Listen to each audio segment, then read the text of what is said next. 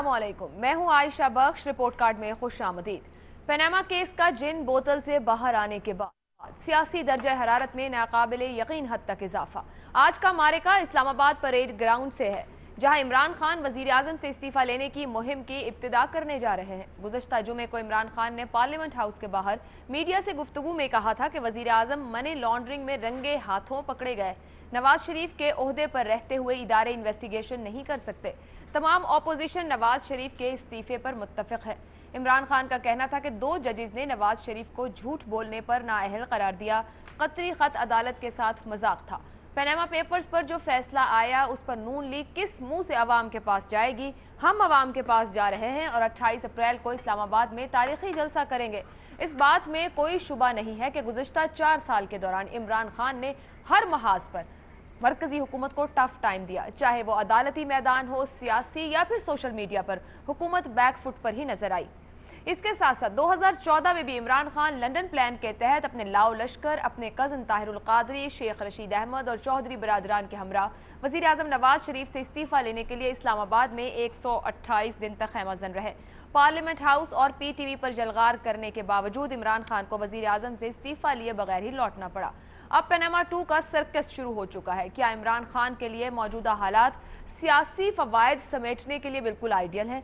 एक तरफ मुनक़सिम ऑपोजिशन तो दूसरी तरफ सोलो फ्लाइट पर बज़द इमरान खान। क्या हुकूमत पर दबाव डालना आसान होगा? सबसे अहम सवाल ये कि इमरान खान का एजेंडा क्या है? क्या वो वाकई बेलाग एहतसाब चाहते हैं, कबल अज़ वक्त इंतखाबात चाहते हैं, सुप्रीम कोर्ट पर दबाव डालना चाहते हैं, या फिर वज़ीर आज़म को ख़ानदान समेत सियासत से बेदखल करना उनकी अव्वलीन तरजीह है?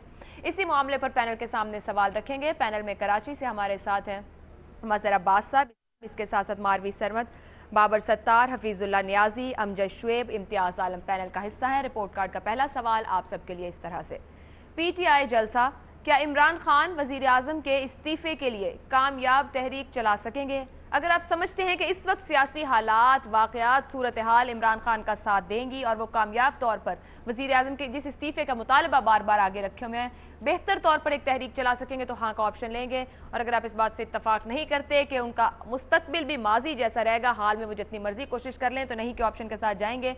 इम्तियाज़ आलम साहब। देखिए, इमरान खान को मौका मिला है इस फैसले के बाद कि वो अपनी मुहिम जो पिछले 4 साल से चला रहे हैं उसे एक नई अंगेख दें, एक नया उसे इम्पीटस दें। ये उनका सियासी हक है बतौर एक सियासी जमात के। लेकिन दूसरी तरफ जो पब्लिक ओपिनियन है बहुत बटी हुई है। जिस तरह फैसला से इख्तलाफी नोट के बायस लोग अलग-अलग हर शख्स अपनी मंशा और ज़रूरत के मुताबिक फ़ैसला कर रहा है। अब ये करप्शन का इशू नहीं रहा, ये सियासत का इशू है कि किस तरह सियासत खेली जाए, किस तरह हरीफ को मैदान से निकाला जाए और ख़ाली मैदान को काबू किया जाए। इमरान खान बहुत बड़े एजिटेटर हैं, अच्छे एजिटेटर, और लंबी एजिटेशन कर सकते हैं, उन्होंने अपनी कैपेसिटी दिखाई है। लेकिन सिर्फ इससे काम नहीं चलेगा। बहुत लोग जो हैं वो जो मुझे लगता है कि मियां नवाज शरीफ की अवाम में पजीराई में कोई जो मैं देखता हूँ पब्लिकली, मुमकिन मैं गलत हूँ, कुछ ज़्यादा बड़ा फ़र्क नहीं पड़ा। डेंट, मेरा ख्याल है डेंट तो पड़ेगा इन्हें इंतखाबी अमल के जाते जाते। बेहतर होता कि नवाज शरीफ एक सियासी तौर पे एक बड़ा फ़ैसला करते, ये सारी मुहिम उड़ जाती, गो नवाज गो और इस्तीफ़ा दो, अगर वो खुद वॉलंटियर कर देते, रज़ाकाराना तौर पर इस्तीफ़ा मुस्तफ़ी हो जाते। लेकिन हुकूमत छोड़ना एक मुश्किल काम है, और दूसरे को लाना और फिर सियासी अमल में जाना, ऐसा करने के लिए बड़ा दिल गुर्दा चाहिए और रवायती सियासत से हट के कोई पहलकदमी की ज़रूरत होती है, जो लगता है कि मुझे नहीं है। इस पर डिफेंसिव पे है तहरीक। अब मुझे लगता है कि आसीने चढ़ाएगी हुकूमत और मैदान में उतरेगी। आज भी हमने देखा जलसा हुआ है पेशावर खैबर पख्तूनख्वा में, और हमें एक सियासी गहमा गहमी नज़र आएगी। जहाँ तक GIT का ताल्लुक है, उस पर एतराज़ात की गुंजाइश नहीं रह गई, क्योंकि चीफ जस्टिस ये जो बेंच है वो बनाने जा रहा है। और दूसरी बात ये कि अब चीफ जस्टिस ने तय करना है कि अगला जज कौन होगा, स्पेशल जज कौन होगा, जो ये देखेगा। जो मेरी तशवीश है वो ये है कि ये मामला 2 महीने में ख़त्म हो जाना चाहिए, जो मुझे लगता है नहीं ख़त्म होगा। मेरा ख्याल नहीं, इमरान खान अपनी पार्टी को मुतहर्रिक कर पाएंगे, अच्छे जलसे कर पाएंगे, इस्तीफे के लिए कामयाब, लेकिन कामयाब तहरीक नहीं चलेगी। इस पर लोगों में इख्तलाफ है। मज़हर अब्बास साहब, मेरा ख्याल है कामयाब हो जाएंगे वो, और उसकी एक बुनियादी वजह है। देखिए, वो तो ज़ाहिर है सुप्रीम कोर्ट का फ़ैसला डिपेंड करेगा, फाइनल फ़ैसला क्या होता है। लेकिन कामयाब तहरीक का क्राइटेरिया क्या है? कामयाब तहरीक का ये है कि पूरे पाकिस्तान में एक फ़ज़ा बना दें वो। अब सिर्फ इमरान ख़ान ने जो शुरू में बात शुरू की थी तहरीक, जिसे हम 2014 से कंपेयर करें, तो उनको बहुत सेटबैक हुए। लेकिन चूंकि वो क्रिकेट में भी एक एग्रेसिव कैप्टन के तौर पे मशहूर हैं, तो वो पॉलिटिक्स में भी वो एग्रेशन साथ लेकर आए। उनको जो है बैक टू बैक सेटबैक्स भी हुए। उनको 2014 के जुडिशल कमीशन का सेटबैक हुआ, उसके बाद बहुत से बाई इलेक्शंस हुए, उसके सेटबैक हुए। लेकिन उन सेटबैक के साथ ही अगर आप देखें तो हुकूमत एक डिफेंसिव पोजीशन पे मुसलसल हमें नज़र आई, और पनामा का जो इशू आया वो साल भर उसको सस्टेन करना और उसको मेंटेन करना और उसको इस सिमत ले जाना जिस सिमत हमें वो जाता हुआ नज़र आ रहा है, वो इमरान खान की एक सक्सेस है, एक सक्सेस स्टोरी नज़र आती है कि वो उसको हैमर कर रहे हैं मुसलसल। उनके पेश नज़र आइंदा के इलेक्शन हैं, और वो नवाज़ शरीफ को एक मुसलसल दिफाई पोजीशन पे लाए हुए हैं। साथ में आप पाकिस्तान पीपल्स पार्टी भी मुतहर्रिक है इस वक्त। अगर आप देखें तो इमरान खान के जो अलाइज हैं, वो चाहे उनके साथ एक स्टेज पर ना भी हों, तो जो नारा है वो पीटीआई भी गो नवाज़ गो का लगा रही है, पीपल्स पार्टी भी गो नवाज़ गो का लगा रही है, जमात इस्लामी भी गो नवाज़ गो का लगा रही है।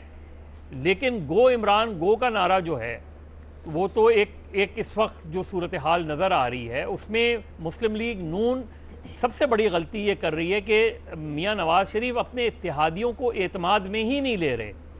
ना JUI, हमने नहीं देखा कितने दिनों में उन्होंने JUI के साथ कोई मीटिंग की हो।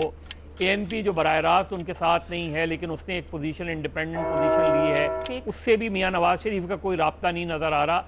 तो मुझे गवर्नमेंट जो है वो खुद आइसोलेशन में चली गई है, और इमरान खान आइसोलेशन से फ़ायदा उठा रहे हैं और ज़्यादा एग्रेसिव लें। तो उस एग्रेशन में जो एक फ़ज़ा है वही उनकी कामयाबी है। ठीक, अमजद शुएब साहब, क्या वाकई फ़ज़ा ऐसी बन गई है कि इमरान खान एक कामयाब तहरीक चला लेंगे वज़ीर आज़म के इस्तीफे के लिए? आपकी ऑप्शन क्या है? बिस्मिल्लाहिर्रहमानिर्रहीम। देखिए, ये सिर्फ इमरान खान की अपनी तहरीक की वजह से वज़ीर आज़म की रुखसती नहीं होगी। ये वो हालात हैं जो कि बनते जा रहे हैं और नज़र आ रहे हैं कि आइंदा बन जाएंगे, और शायद वज़ीर आज़म को स्टेप डाउन करना पड़े। आज मुख्तलिफ़ सियासतदानों से हम बात करते हैं तो अक्सर उनको नवाबज़ादा नसरुल्लाह याद आते हैं, जो इत्तेहादों के बादशाह थे, और इत्तेहाद आज कहीं नामो निशान नहीं, उसका वो नज़र नहीं आता। सब अपने अपने नारा गो नवाज़ गो का लगाते हैं। वो हम अफ्रीका के जंगलों में भी वो नारा लगता हुआ सुनते हैं, या वीडियोज़ फिर रही हैं उसकी, लेकिन खाली गो नवाज़ गो से नवाज साहब नहीं जाते। अफ्रीका जो चीज़ बदलती नज़र आ रही है वो ये है, जो चीज़ बदलती नज़र आ रही है वो वकला का मुतहर्रक होना है, वो सिविल सोसाइटी का मुतहर्रक होना है। अकेले इमरान खान का काम ये नहीं है, ना वो कर सकते हैं। और जैसे इम्तियाज़ आलम कह रहे थे कि ये बड़े दिलगुर्दे का काम है, तो दिलगुर्दा तो मियाँ साहब के पास ठीक ठाक है, सो खुद ब खुद तो नहीं हटेंगे वो, लेकिन तहरीक फैलती नज़र आ रही है। तो मेरा अपना अंदाज़ा है कि ये हालात इस तरह के बनेंगे, एक वक्त आएगा, मजबूरी होगी कि स्टेप डाउन हो। उसमें मुझे यूँ इंडिकेशन जो नज़र आ रही हैं वो ये है कि आज रियाज पीरज़ादा साहब ने इस्तीफ़ा दिया। पीरज़ादा साहब को शिकायत जो आज नज़र आ रही है वो उनको पिछले कुछ साल से थी, लेकिन थोड़ी सी कश्ती डगमगाती नज़र आई तो उन्होंने छलांग लगा दी बाहर। और अगर एक दो वज़रा और साउथ पंजाब के छलांग लगा के बाहर आ गए तो जैसे है दुनिया में दस्तूर के डूबती कश्ती को सारी छोड़ना चाहते हैं, उससे जान छुड़ाना चाहते हैं, तो फिर मियाँ साहब को कुछ न कुछ करना होगा, उसके बगैर उनका काम चलेगा नहीं। तो मैं इमरान खान को क्रेडिट दिए बगैर ये कहूँगा कि मियाँ साहब की कुर्सी ख़तरे में तो ज़रूर है, लेकिन वो मुल्क के अंदर बदलते हुए हालात का नतीजा हो सकती है, इमरान खान की अकेली कोशिश का नहीं हो सकती। तो अमजद शुएब साहब, इसका मतलब सवाल के जवाब में तो आप नहीं कई ऑप्शन ले रहे हैं, और नहीं कह लीजिए। अब्दुल साहब सियासतदान हो गए हैं, अब डिप्लोमेसी भी करने लगे। अच्छा, हफीजुल्लाह नियाज़ी साहब, ऊपर बात की गई, एजिटेटर कहा गया, इमरान खान बहुत अच्छे एजिटेटर हैं, फिर अग्रेसिव कप्तान का जिक्र हुआ। अमजद शुएब साहब ये कह रहे हैं कि क्रेडिट नहीं देंगे इमरान खान को, हालात तो वाक़यात ऐसे बन जाएंगे कि कामयाब तहरीक हो सकती है या फिर वज़ीर आज़म को स्टेप डाउन करना पड़ सकता है। वज़ीर आज़म के इस्तीफे के लिए इमरान का जो मुतालबा है वो इस सारे में कितना सपोर्टिव रहा, या जो उनकी जिस बाखुसूसियत की बात की गई कि इस माहौल तक वो आज लेकर आए, किस तरीके से कॉमेंट करेंगे और ऑप्शन क्या लेंगे? देखिए जी, इमरान खान इससे ज़्यादा करो फ़र्क के साथ 2014 में इस्तीफ़ा लेने के लिए आए थे, और जो लाहौर से निकले थे तो जो उस दिन जमे गफ़ीर था, इस्लामाबाद पहुँचते पहुँचते वो समुंदर जो था वो मामूली लहर भी ना बन सका, और वहाँ पे उनको कई सहूलतें हासिल थी। एक तो अंपायर की उंगली उनके साथ मौजूद थी, और वो बड़े फ़ख्र से और सीना फुला के उस उंगली का बार बार जिक्र भी करते थे कि अंपायर उंगली खड़ी करने वाला है और मैं कामयाबी से हमकिनार होने वाला हूँ। उससे पहले भी अपने साथियों को भी निकलने से पहले उन्होंने यही यकीन दिलाया था कि हम जैसे इस्लामाबाद पहुँचेंगे तो तिया पांचा हो जाएगा और ये ज़मीन बोस हो जाएगी हुकूमत मियां नवाज शरीफ साहब की। वहाँ जब वहाँ पे उनको जियो को 1 महीने के लिए बांध रखा गया, सारे के सारा मीडिया 100% उनकी डिस्पोजल पे छोड़ दिया गया। हुकूमती बंदों को टीवी पे आने की को सिवाय नवाज शरीफ के किसी को लाइव नहीं दिखाते थे, सिर्फ उनके टिकट चलते थे। और 4 दफ़ा इमरान खान साहब दिन में और 4 दफ़ा उनके कज़न तारुक कादरी साहब वो आते थे, और यकतरफा उन्होंने ऐसी अलगार बौछार जारी रखी। वो जिस हजीमत से, जिस नाकामी से हुई कि उसमें तहरीक इंसाफ में भी एक थोड़ा सा जिसको कहना चाहिए कि रिएक्शन भी हुआ, और इमरान खान की मकबूलियत को बहुत बड़ा डेंट पड़ा। अब 2 चीज़ें, एक तो है कि अब ये जो नया चीज़ आई है पैनामा, ज़रा थोड़ा मुख्तलिफ इशू है। इसमें मैं समझता हूँ कि वज़ीर आज़म को इखलाकी तौर पर ज़ोफ़ पहुँच चुका है, और ये वो चीज़ नहीं है। वो बिल्कुल ये बेवक्ती रागनी थी जो 2014 था, जो अब है। अब इसके अंदर एक सब्सटेंस है, लेकिन जो गैलेप सर्वे है और जो ग्राउंड रियलिटी है वो ये है कि आम हालात में इतना फ़र्क नहीं पड़ा, पहली बात। दूसरी बात यह है कि मैं आपको एक बड़ी बात बताऊं, एक मुस्तनद, कि जिसने ये पनामा का फैसला आया तो 2 चीज़ों पे ही गौर हुआ कि या नया इलेक्शन कॉल कर लिया जाए और या वज़ीर आज़म इस्तीफ़ा दें। वज़ीर आज़म उस रात तकरीर भी करनी, तो तकरीर यही तैयार थी कि उन्होंने आके इस्तीफ़ा का ऐलान करना था कि मैं इस्तीफ़ा दे रहा हूँ। चुनाचे बाद में तय हुआ कि हम इस्तीफ़ा नहीं देते, कि प्रेशर में इस्तीफ़ा नहीं देंगे। वज़ीर आज़म ने इस्तीफ़ा देना नहीं है। तहरीक में आपको बताऊं कि बिल्कुल इनको कामयाब नहीं होगी।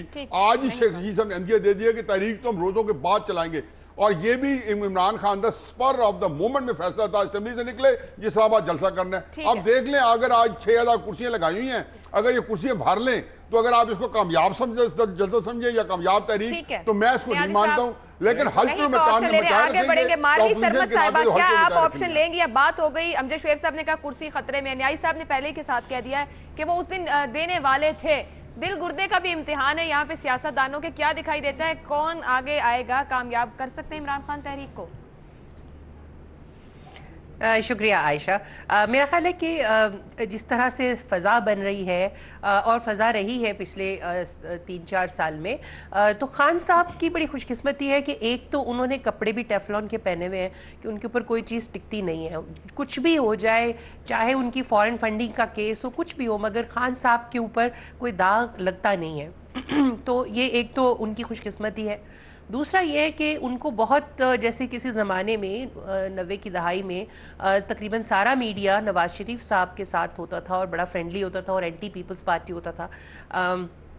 आज का मीडिया जो है वो प्रेडोमिनेंट सेक्शन मीडिया का जो है वो पीटीआई के साथ है, और जो पीटीआई नैरेटिव लेती है वही नैरेटिव उनका होता है। पहले धांधली के खिलाफ था और अब मीडिया का भी। पानामा पिछले 1 साल से हम ये देख रहे हैं कि पानामा, अगर मीडिया इसमें साथ नहीं देता तो खान साहब के लिए बहुत मुश्किल हो जाता है इसको ज़िंदा रखना, क्योंकि हमने उनकी परफॉर्मेंस इलेक्टोरल भी देखी है, ज़िमनी इलेक्शन होते रहे हैं, और आप उसमें देखें रिसेंट भी जो तलागंग में हुए थे उसमें भी खान साहब की पार्टी ने 20-25 हज़ार की लीड से PMLN जीती थी, जो कि ज़िमनी इलेक्शन में खासी बड़ी लीड है। तो मेरा ख्याल है कि तहरीक जो है चलाने की कोशिश तो करेंगे, खान साहब को रोक तो कोई नहीं सकता, लेकिन मेरा ख्याल है कि पीटीआई के लिए ये कोई ज़्यादा मुनासिब बात नहीं होगी कि वो अपनी एनर्जी इस वक्त इन फ़रोई मसाइल में ख़र्च करें। मेरा ख्याल है खान साहब के लिए अभी 1 साल इलेक्शन में रह गया है। फौरी तौर पर इलेक्शन उनको इंटरनल पार्टी के कराने चाहिए। ईसीपी जो है वो मुसलसल इस पे पोजीशन ले रहा है और उनको याद दहानी करा रहा है। खान साहब ने अपनी ज़ैली तंजीमें नहीं बनाई हुई हैं, उनकी जो ऑर्गेनाइजेशन पार्टी ऑर्गेनाइजेशन है लोकल सतह पे वो बहुत ख़राब सूरत हाल का शिकार है। आपने देखा होगा इवन रावलपिंडी इस्लामाबाद में लास्ट जो धरना था उसमें यहाँ से कोई मोबिलाइजेशन ही नहीं हो पाई थी। उनके लीडरान जो हैं वो सब के सब, चाहे वो केपी के हों, वो सब के सब हर वक्त बनी गाला में जो है जमा रहते हैं। तो मेरा ख्याल है कि एक पार्टी ऑर्गेनाइजेशन की तरफ तवज्जो देनी चाहिए। ये जो है इसको आप इस इशू को मरने ना दें, क्योंकि ये इसी में आपकी जिला है, आप इस पे इलेक्शन लड़िए, लेकिन इसमें अपनी एनर्जी इसको इतना वेस्ट ना कीजिए। नहीं का मैं ये ले रही हूँ कि मेरा नहीं ख्याल कि खान साहब को एक बहुत कामयाब तहरीक चला पाएंगे, ना ही मेरा ख्याल है उनका कोई इरादा है कामयाब तहरीक चलाने का। वो इस एक साल को इस इशू को जिंदा रखना चाहते हैं, इस इशू को जिंदा रखना चाह रहे हैं, दबाव रखना चाह रहे हैं। बाबर सत्तार साहब, सबकी गुफ्तगू आपने सुनी, आपको क्या लगता है कौन खतरे में ज्यादा है? क्या इमरान खान कामयाब तहरीक चला सकेंगे? खतरे में ज़्यादा आयशा, हमले सारे प्राइम मिनिस्टर पे हैं, वही खतरे में है ना इस वक्त। तो ज़्यादा और कम की बात तो नहीं है। तो दिल गुर्दा उनका मजबूत है, जैसे अभी यहाँ पे नियाज़ी साहब ने भी बात कर दी कि वो इस्तीफा देने जा रहे थे। आयशा बड़े लोडेड सवाल करने लगी है। देखिए, मेरा ख्याल है कि इमरान खान एक कामयाब तहरीक ऑलरेडी चला चुके हैं।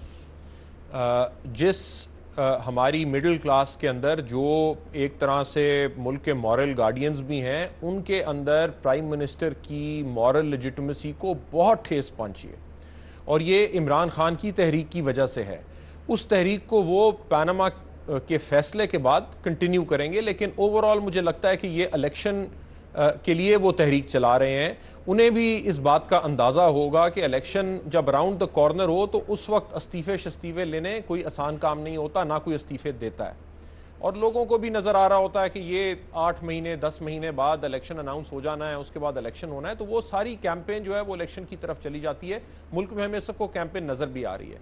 जहाँ तक प्राइम मिनिस्टर की सीट की बात है, मेरा नहीं ख्याल कि वो सीट ख़तरे में है। देखिए, इस्तीफ़ा लिया जाता है, अगर किसी ने इस्तीफ़ा देना हो मॉरल ग्राउंड्स पे तो वो खुद दे देता है। वो प्राइम मिनिस्टर ने जब ये स्कैंडल ब्रेक हुआ उस वक्त नहीं दिया, जब सुप्रीम कोर्ट ने सुनना शुरू किया उस वक्त नहीं दिया, जब फैसला आ गया उस वक्त नहीं दिया, तो अभी वो इस्तीफ़ा नहीं देंगे। उन्हें इस्तीफ़ा देने का फ़ायदा भी नहीं है।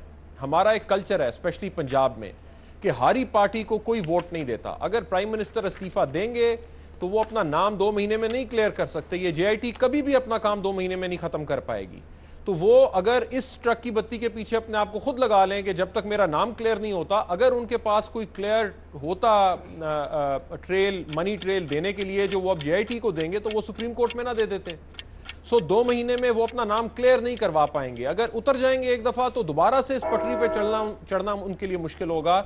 यही सारी चीज़ें जो वो अभी ये लिटिगेशन और होनी है, जब वो अपने अभी तो ये चल रहा है, एक और लिटिगेशन का राउंड होगा स्पेशल जो इम्प्लीमेंटेशन बेंच है उसके सामने। उसके बाद अगर नैब की प्रोसीडिंग्स चली तो उसके सामने होगा। फिर जब ये अपने अगले इलेक्शन के लिए कागज जमा करवाएंगे उस वक्त एक लिटिगेशन का राउंड होगा। तो ये सारा प्रोसेस अभी चलना है। इस प्रोसेस में अगर वो मॉरल ग्राउंड्स पे इस्तीफा दे दें तो मेरा ख्याल है उनकी मुश्किलात में इजाफा होगा, कभी वो इस्तीफा नहीं देंगे।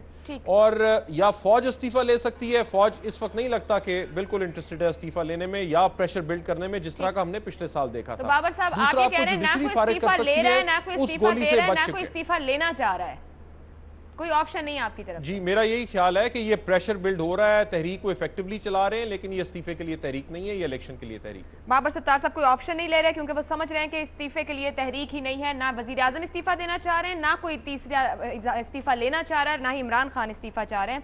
हमारे सवाल के जवाब में 4 नहीं और 1 हाँ मजहर अब्बास साहब का था, जिनका कहना था कि जो माहौल और जो सूरत हाल बन गई है वही इमरान खान की कामयाबी है, तहरीक कामयाब है। ब्रेक पे जाएंगे, ब्रेक से वापस आएंगे तो PTI की जानिब से रेफरेंस दिया गया था, समाअत के लिए मंजूर कर लिया गया चेयरमैन नैब के खिलाफ सुप्रीम जुडिशल काउंसिल में।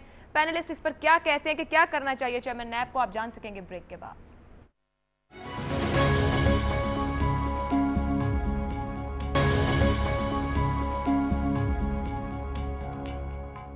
रिपोर्ट कार्ड में एक बार फिर खुशामदीद। चेयरमैन नैब कमर जमान चौधरी की नाअहली के लिए पाकिस्तान तहरीक इंसाफ का रेफरेंस इब्तिदाई समाअत के लिए मंजूर कर लिया गया है। सुप्रीम जुडिशल काउंसिल के चेयरमैन की जानिब से 16 मई को इस मामले पर काउंसिल का इजलास तलब किया गया है। पाकिस्तान तहरीक इंसाफ की जानिब से 24 अप्रैल को चेयरमैन नैब की नाअहली के लिए सुप्रीम जुडिशल काउंसिल में यह रेफरेंस दायर किया गया था। रेफरेंस में पीटीआई का मौक़िफ़ था कि चेयरमैन नैब अपनी जिम्मेदारियां निभाने में नाकाम रहा है, जबकि उनके खिलाफ पनामा केस के फैसले में भी जजेस ने ऑब्जर्वेशन दी चेयरमैन नैब को नाअहल करार दिया जाए। रेफरेंस में यह भी कहा गया है कि ऐसे किरदार का हामिल शख्स किस तरह करप्ट अनासिर के खिलाफ कार्रवाई कर सकता है। नैब चेयरमैन को काम करने से रोका जाए वरना अदालती फैसले की तस्दीक होगी। दूसरी जानिब पीटीआई के चेयरमैन तर्जुमान फवाद चौधरी के मुताबिक सुप्रीम जुडिशल काउंसिल के इजलास की तलबी तहरीक इंसाफ की फतह है। चेयरमैन नैब के पास ओहदे पर रहने का कोई जवाब नहीं। करप्शन में मुलव्विस हर किरदार को अंजाम से दो चार होना पड़ेगा और बहुत जल्द वजीर आजम नवाज शरीफ भी इसी अंजाम का सामना करेंगे। ताहम पनामा केस में बनने वाली जीआईटी में नैब अरकान की शमूलियत के बाद भी पीटीआई की जानिब से एहतजाज में मजीद शिद्दत आई है। इसी मामले पर सवाल रखेंगे पैनल के सामने। सवाल इस तरह से है, पीटीआई का रेफरेंस समाअत के लिए मंजूर, चेयरमैन नैब को क्या करना चाहिए? दो ऑप्शन हम आपके सामने रख रहे हैं, चेयरमैन नैब इस्तीफा दें या फिर रेफरेंस का सामना करें। बाबर सत्तार साहब। पूछना चाहता हूँ न्याजी साहब से। आयशा, ये तो चेयरमैन नैब का फैसला है ना, ये मेरा और आपका फैसला तो नहीं है ना। हम उन्हें मुफ्त मशवरा दे सकते हैं कि उन्हें करना क्या चाहिए, लेकिन देखिए बिल्कुल पीटीआई की कामयाबी भी है, इसमें से उनके लिए पॉलिटिकल कैपिटल भी निकलेगा। चेयरमैन नैब मेरा नहीं ख्याल कि इस्तीफ़ा देंगे, क्योंकि हमारे मुल्क में इस्तीफ़े का तो कोई रवाज नहीं है। अगर उन्होंने भी इस्तीफ़ा देना होता तो जिस दिन अदालत में जो गुफ्तगू हुई थी उनके साथ हमारे सुप्रीम कोर्ट के बेंच की, तो शायद उस दिन निकल के इस्तीफ़ा दे देते। लैक ऑफ कॉन्फिडेंस शो किया जब उसमें। दूसरी बात यह कि सुप्रीम जुडिशल काउंसिल एक अकाउंटेबिलिटी का मैकेनिज़्म है, जिस तरह कोई अदालत होती है अकाउंटेबिलिटी जो करती है। अगर उसके सामने एक रेफरेंस रखा गया है तो उसे बिल्कुल उस रेफरेंस की समाअत करनी चाहिए। हम सबको पता है कि हमारे मुल्क में अकाउंटेबिलिटी का निज़ाम चल तो नहीं रहा। उसकी क्या वजह चेयरमैन नैब की पर्सनालिटी है, उसमें उसकी क्या वजह नैब के कानून की वीकनेसेस हैं कि जिसमें एक शख्स के अंदर आपने इतनी पावर वेस्ट की हुई है, वो जिस तरह से मर्जी उसे इस्तेमाल करे। पहले भी गुफ्तगू हुई कि नैब के लॉ को रिव्यू करना की ज़रूरत है, उसे ठीक करने की ज़रूरत है। उस पर हमने देखा है कि कोई पेशरफ्त नहीं हुई। हमने ये भी देखा कि पिछले 5 साल, पिछले नहीं पीपीपी के दौर में 2-3 चेयरमैन नैब को फारिग भी किया गया, उसके बावजूद भी कोई नैब का इदारा फाल नहीं हो गया ज़्यादा। सो जो अकाउंटेबिलिटी का प्रोसेस और उसकी कमज़ोरियाँ हैं वो अपनी जगह पे एक इशू है। क्या चेयरमैन नैब ने मिसकॉन्डक्ट किया है? देखिए अब इसमें बड़ी इंपॉर्टेंट बातें और कानूनी बातें हैं जिसका सुप्रीम जुडिशल काउंसिल को फैसला करना पड़ेगा। इल्ज़ाम उनके खिलाफ क्या, बेस क्या है, वो ऑब्जर्वेशंस हैं जो सुप्रीम कोर्ट ने खुद पास की। क्या उन ऑब्जर्वेशंस की बेस में जो एक जजमेंट में आती हैं किसी इदारे के हेड के ऊपर, उसके ऊपर मिसकॉन्डक्ट प्रूव किया जा सकता है? जो उन्होंने डिस्क्रेशन एक्सरसाइज नहीं किया, क्या वो नालायकी की वजह से एक्सरसाइज नहीं किया? क्या उन्होंने सही सोच के एक्सरसाइज नहीं किया या बेईमानी के बेसिस पे एक्सरसाइज नहीं किया? तो किसी को ये बेईमानी प्रूव करनी पड़ेगी कि उन्होंने जो अपील नहीं फाइल की वो बेईमानी ही उसकी वजह थी। तो आप ऑप्शन ले रहे हैं रेफरेंस का या कोई ऑप्शन नहीं ले रहे हैं? नहीं, मैं क्यों मशवरा दूं चेयरमैन नैब को? उनका जो दिल करता है वो करें। ठीक है, जो करना है करें। बाबर सत्तार साहब मशवरा दें। न्याजी साहब आपने क्या ऑप्शन लेना है, लेकिन इम्तियाज साहब भी आपसे कुछ पूछना चाह रहे हैं। न्याजी साहब तुसी अपने कदर न्याजी नू वखियों क्यों पहनते हो? मेरे तो नहीं शुरू हो जाए तो दर दर दर दर मैं तो बनाता हूँ मजहर अब्बास साहब के मुकाबले में। मजहर अब्बास साहब जो भी कुछ कहना होता है मुझे उसकी मुखालफत करनी होती है। मजहर अब्बास मेरा रोल ही यही है। मजहर अब्बास तो टिब्बी लगाता है, आप उसमें आ जाते हो। वो आप अगर टिब्बी लगाते हैं तो मुझे उस टीवी को झगड़ा है। अच्छा आपस में ना शुरू क्या झगड़ा है इमरान खान के साथ? आज आप बर्दाश्त करें। जो भी वो आर्गुमेंट डेवलप करते हैं सुन के हमारे कान पक गए इमरान खान के खिलाफ। आप एक ही तकलीफ सुनते हैं। मुझे पता है आपको अंदर से बहुत खुशी होती है क्योंकि इमरान खान की हमायत जो लोग करते हैं वो बतले हुर्रियत है आपका है, और जो इमरान खान की मुखालफत करते हैं उनको कहा जाता है कि वो नवाज शरीफ के दरबारी है। ये नई टर्म निकली है कि आप इमरान खान की हमायत करें, आप बतले हुर्रियत है। पता नहीं मुल्क बतले हुर्रियत है, बस ये सारे लोग बतले हुर्रियत है। और न्याजी साहब टाइम खत्म हो जाएगा, चेयरमैन नैब को क्या करना चाहिए? चेयरमैन नैब को देखें जी, मसला ये कि चेयरमैन नैब ने वहाँ पे जब ये हुआ तो उन्होंने उनके मुताबिक एक असूली मौक़िफ़ जो था उनका ये था कि मैंने जो कुछ किया है मैंने कानून के मुताबिक अमल किया। उन्होंने उसकी तफसील बताई। तो उन्होंने कहा जी अब हम आपको कहते हैं कि आप भेज दें इसको ओपन करें। उन्होंने कहा जी मैं अब नहीं करूँगा। अब ये उन्होंने डिफाई किया, ये मिसकंडक्ट में आएगा। बाबर सत्तार साहब ने इसमें मेरा ख्याल में बड़ी तफसील से बताया है और आया इसकी कानूनी मुश्किलातियाँ क्या होंगी। आर्टिकल 209 है सुप्रीम जुडिशल काउंसिल के अंदर, फिर वो जो 2 सीनियर जजेज हैं, खोसा साहब और जो गुलजार साहब हैं, वो उसका हिस्सा है। चीफ जस्टिस के साथ और 2 हाई कोर्ट के जजेज होंगे। 5 बंदों की जो सीनियर जजेज हैं, 5 जजेज की सुप्रीम जुडिशल काउंसिल है। तो मेरा अपना ख्याल है कि वहाँ पे चेयरमैन नैब को खासा टफ टाइम दिया जाएगा। अब अगर वो समझते हैं ये असूली मौक़िफ़ है तो उनको जाहिर है कि केस अपना फाइट करके जाना चाहिए। फैसला सुप्रीम जुडिशल काउंसिल करेगी आया ही ये राइट और रॉन्ग। तो इसलिए आपको मशवरा दे रहे हैं उन्हें क्या करना चाहिए? मेरा ख्याल है कि उनको अपना केस है, उन्होंने वहाँ पे भी स्टैंड लिया, अपना स्टैंड लें और जस्टिफाई करें। अगर वो गलत है तो सुप्रीम जुडिशल काउंसिल जाहिर है उसके खिलाफ तादीबी कार्रवाई करेगी। मारवी सरमद साहिबा, योर ओपिनियन। आयशा, मेरा ख्याल है कि देखिए चेयरमैन नैब की जो पहले आपके सवाल का जवाब दे दूं, मेरा ख्याल है कि वो रेफरेंस का सामना करना चाहिए, उन्हें कोई ज़रूरत नहीं इस्तीफ़ा देने की। जो ऑब्जर्वेशन आई थी कोर्ट में कमर जमान साहब के बारे में, वो दरअसल उसके मिसकॉन्डक्ट के बारे में बात उनके एक फ़ैसले को जो उन्होंने एक अपनी डिस्क्रिप्शन इस्तेमाल की कि उन्होंने फरमाया कि हाई कोर्ट ने ये फैसला दिया था, इसको मैंने इस तरीके से इंटरप्रेट किया और उसके ऊपर उस केस को कंक्लूड कर दिया।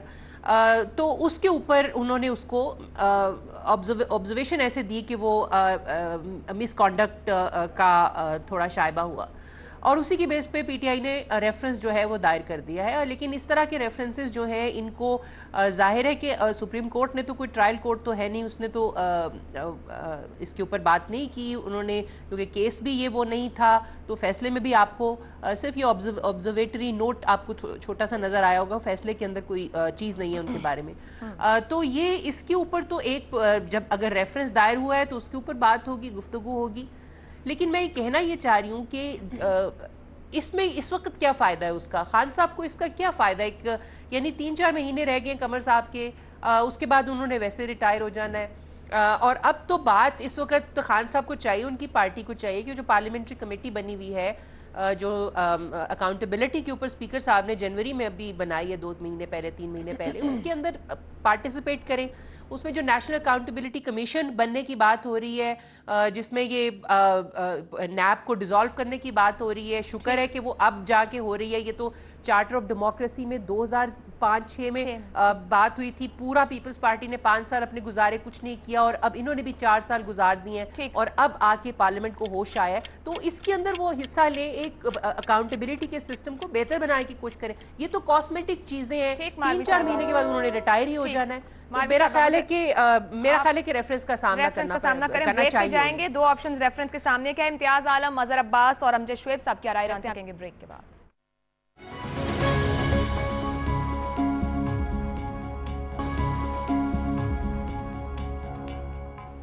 पीटीआई का रेफरेंस समाअत के लिए मंजूर, चेयरमैन नैब को क्या करना चाहिए, इस्तीफा दें या रेफरेंस का सामना करें? अमजद शुएब साहब। मेरे ख्याल में चेयरमैन नैब को रेफरेंस का सामना करना चाहिए, क्योंकि अगर वो आर्गूमेंट जिसकी बुनियाद पे इन्होंने रेफरेंस दायर किया वो इतनी स्ट्रॉन्ग होती तो सुप्रीम कोर्ट मेरा ख्याल है खुद अपने फैसले में उनको फारिग कर देता। वो चीज़ें कंक्लूसिव नहीं हैं और बहुत सारी चीज़ें ऐसी हैं जिनको सुप्रीम कोर्ट ने ऑब्ज़र्व किया, लेकिन उसके डिफेंस का पूरा मौका चेयरमैन नैब को नहीं मिला। उसने अपना केस अलग से नहीं लड़ा और मेरा ख्याल है कि उसके पास जवाज़ मौजूद होंगे जिनकी वजह से वो उन केसेस को आगे नहीं बढ़ा सका। तो अगर जवाज़ मौजूद हैं तो वो सामने लाने चाहिए। और वैसे भी थोड़ा अरसा पहले जबकि उसकी रिटायरमेंट करीब है, वो एक अपने ऊपर धब्बा लेके इस तरह जाए, मेरा ख्याल है उसको स्ट्रगल करनी चाहिए कि वो अपने कॉन्डक्ट को साफ पेश कर सके और पूरा मौका उसको मिलना चाहिए कि वो अपना डिफेंस सामने लेके आए। और मेरा अपना ख्याल है कि उसके पास लीगल आर्गूमेंट ज़रूर मौजूद होंगी जिसकी वजह से वो आज दिन तक उन केसेस को परसू नहीं करता रहा जो कि सुप्रीम कोर्ट ने जिनकी निशानदेही की। तो इसलिए मेरा ख्याल है कि रेफरेंस का सामना करना ज़्यादा बेहतर ऑप्शन होगी उनके लिए। अमजद शुएब साहब भी रेफरेंस का ऑप्शन ले रहे हैं कि सामना करना चाहिए। अजहर अब्बास साहब।